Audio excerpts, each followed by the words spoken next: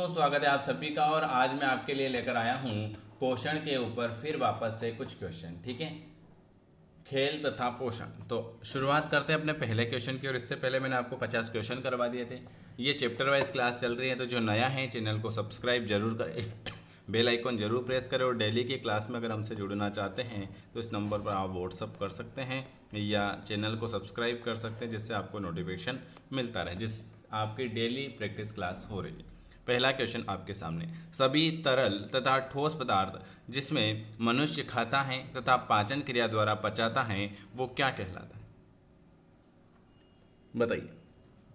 सभी तरल पदार्थ, पोषण, खेल और पोषण, वेरी वेरी गुड, वो आपका भोजन हो जाएगा। दूसरा क्वेश्चन आपके सामने लिखा हुआ है, निम्न में से क्या संतुलित आहार को परिभाषित करता है? संतुलित आहार को परिभाषित करता है, आहार में सभी पोषक तत्व का उचित मात्रा में न होना। नहीं नहीं नहीं, आहार में सभी पोषक तत्व उचित मात्रा में होना। ऑप्शन आपका बी वाला संतुलित आहार को परिभाषित करेगा। कैलोरी का अर्थ है तथा बढ़ा सकती है। तीसरा क्वेश्चन लिखा हुआ है, कैलोरी का अर्थ है और वह क्या बढ़ा सकती है? तो कैलोरी का अर्थ है वो पानी की मात्रा नहीं, कैलोरी का अर्थ है कि ऊष्मा की वह मात्रा जो 1 ग्राम पानी का तापमान 1 डिग्री सेल्सियस तक बढ़ा सकती है। ऑप्शन आपका ये आ जाएगा, बी वाला आ जाएगा। अगला क्वेश्चन आपके सामने लिखा हुआ है, किसमें सबसे ज़्यादा कैलोरी की मात्रा पाई जाती है? सबसे ज़्यादा कैलोरी किसमें पाई जाएगी? दूध में, सेब में, मक्खन में या चीनी में? बताइए।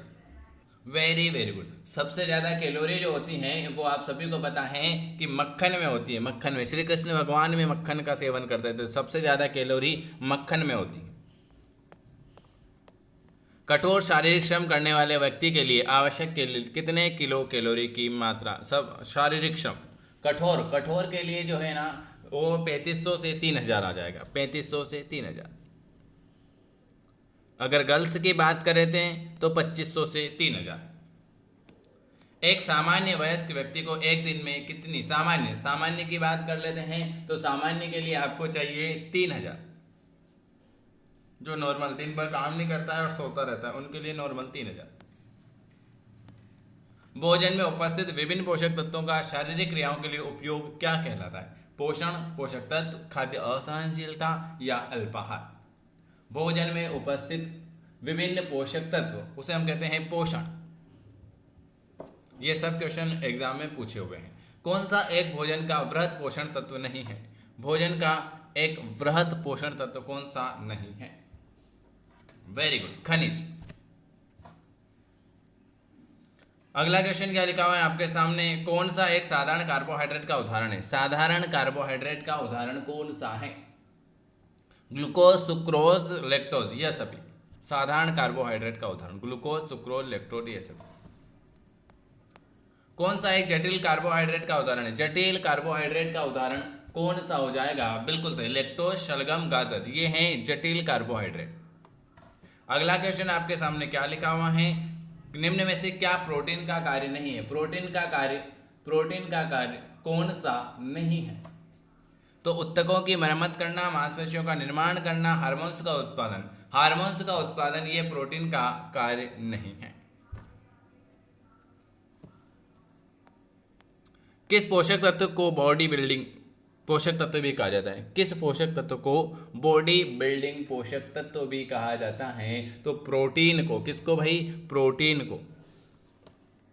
अगला क्वेश्चन क्या लिखा हुआ है, वे पोषक तत्व जो व्यक्ति के आहार में अधिक मात्रा में लिए जाते हैं वो क्या कहलाते हैं? वे पोषक तत्व जो व्यक्ति के आहार में अधिक मात्रा में लिए जाते हैं उन्हें वृहत पोषक तत्व कहेंगे। निम्न में से क्या हड्डियां तथा दांतों के निर्माण और सुरक्षा के लिए आवश्यक है? हड्डियों तथा दांतों के निर्माण और सुरक्षा के लिए क्या आवश्यक है? तो कैल्शियम आवश्यक है।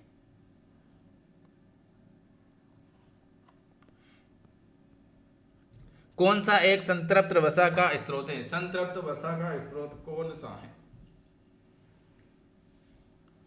संतृप्त वसा का स्रोत हो जाएगा पनीर। अगला क्वेश्चन है, कौन सा एक असंतृप्त वसा का स्रोत है? असंतृप्त वसा का स्रोत कौन सा हो जाएगा?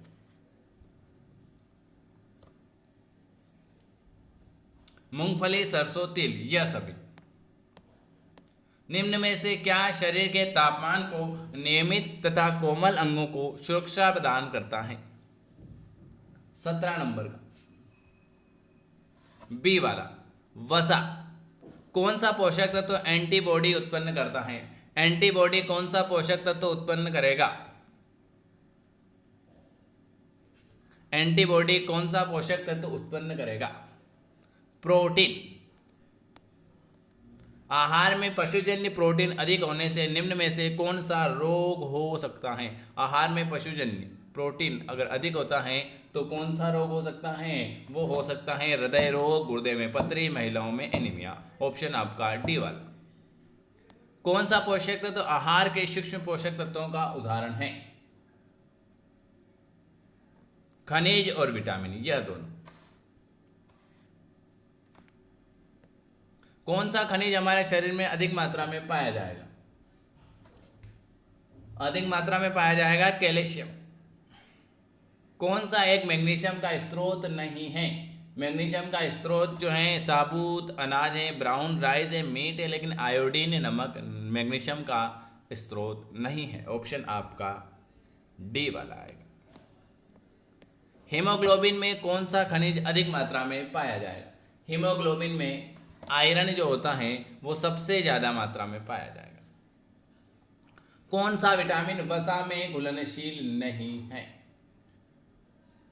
Vitamin B. देखो मैंने आपको बताया था KEDA और बी और सी।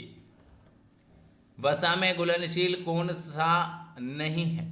तो गई भैंस पानी में, BC तो पानी में घुलनशील है, और KEDA ये है वसा में घुलनशील। कीड़ा, कीड़ा वसा में है और भैंस पानी में गई तो यह है पानी में घुलनशील। ओके, ये याद रखना आप। तो आपका सी वाला आ जाएगा। कौन सा विटामिन डी का एक अच्छा स्रोत है? विटामिन डी का अच्छा स्रोत है यह सभी। चलिए, ये आज मैंने आपको 25 क्वेश्चन करवाए हैं। अगर आपको वीडियो पसंद आता है तो लाइक करना है, शेयर करना है, सब्सक्राइब करना है। और हमसे अगर डेली जुड़ना चाहते हैं कि सर हमें भी आपकी डेली प्रैक्टिस क्लास में जुड़ना है, तो आप चाहे तो व्हाट्सअप कर सकते हैं। और चैनल को सब्सक्राइब करके बेल आइकॉन प्रेस कर लेना, जिससे आपको वेरी IMP क्वेश्चन मिलते रहे चैप्टर वाइज। वीडियो अच्छा लगे तो कमेंट जरूर करें। वीडियो देखने के लिए धन्यवाद।